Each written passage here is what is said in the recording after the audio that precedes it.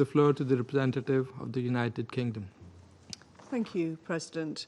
And I'd like to thank ASG Yanka and ASG Monsieur for your informative briefings today. Colleagues, the world has rallied around President Trump's call for an immediate and unconditional ceasefire. Ukraine has agreed, and we echo that call again today. Yet week after week, night after night, we see the number of Russian assaults grow. June was the deadliest month yet, and July is on track to be even deadlier. This makes a mockery of the diplomacy that Russia claims to support. And the consequences are even more devastating for the people of Ukraine. Across 5 nights, from the 18th to the 23rd of July, Russia launched over 940 drones and 59 missiles at Ukrainian cities, killing 20 civilians and injuring a further 216. Just days before, a record-breaking 728 long-range drones were launched on Ukraine in a single day. Since the start of the invasion, over 13,500 civilians have been killed and more than 34,000 injured. This includes more than 200 children killed or injured since March alone. We cannot allow ourselves to become desensitized to these figures. Behind each Russian strike, there is a person, a family, a community whose lives have been torn apart by Russia's brutal military invasion. The Shigids are one such family. On the 5th of June, as a Ukrainian firefighter arrived at the scene of a Russian attack on Chernihiv, he discovered that his wife, his daughter, and his grandson had all been killed. His grandson was only a year old. 3 generations lost to cold-blooded Russian brutality in just one night. This is not an isolated incident. Families like the Shigids are being torn apart across Ukraine and have been since February 2022. Russia has a clear and unqualified obligation to uphold the UN Charter. Russia also has an obligation to respect the Geneva Conventions and to the protection of civilians under international humanitarian law. There is simply no justification for brutal aggression like this. The reality is clear.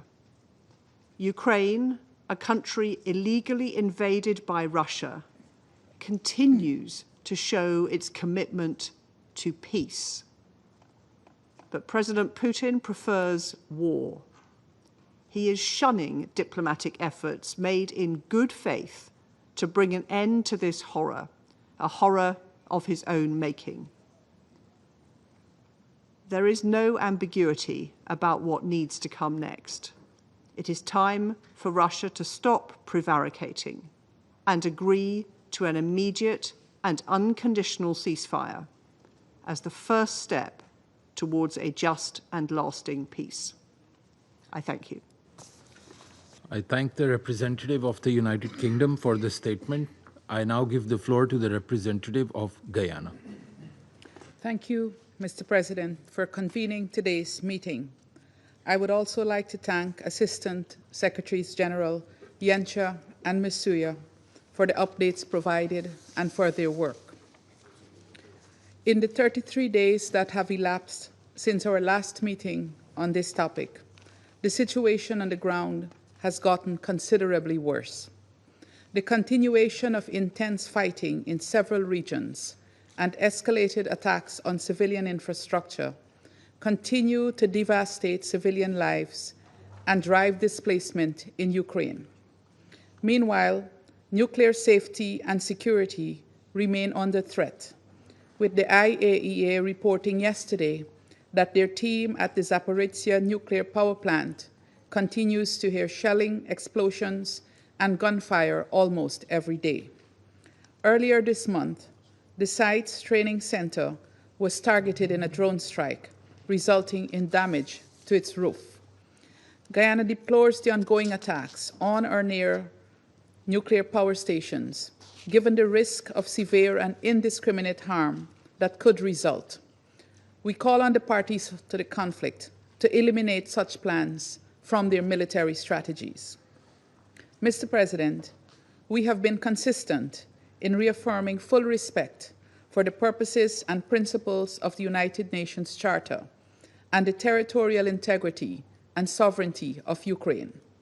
Likewise, we have also been consistent in calling for a peaceful end to this war. We welcome the talks that have taken place in Istanbul and join fellow Council members in welcoming the recent agreement for another round of exchanges of prisoners of war. Nevertheless, we have noted that these periods of progress continue to be interrupted by increased attacks and heightened rhetoric. We urge the parties to ensure that progress is sustained by prioritizing the protection of civilians, fulfilling their international legal obligations, and ultimately agreeing to end this war peacefully and definitively. Guyana believes that many opportunities have been missed since the adoption of Resolution 2774 5 months ago, a resolution which, while not perfect, provided the first glimmer of hope since this conflict erupted. 5 months on, it appears as if the main obstacles standing in the way of peace are the absence of firm political will and an unwillingness to compromise and find common ground. Meanwhile, the civilian death toll continues to mount, and many more lives are devastated and put on pause. We call on the parties to engage in good faith and to bring an end to the suffering of the millions of men, women, and children. This includes those displaced from their homes and mourning the loss of loved ones in both Ukraine and Russia.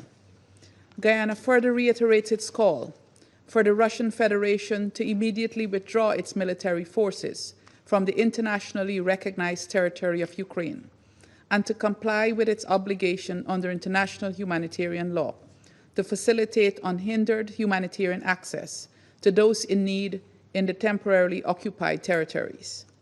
Mr. President, colleagues, it may be tempting, I'm sure, to imagine that one party will emerge victorious from this conflict. However, with nearly 50,000 civilian casualties reported to date and an unprecedented humanitarian crisis emerging, there will be no winners in this war. While the buildings are damaged can be rebuilt, the lives lost cannot be resuscitated.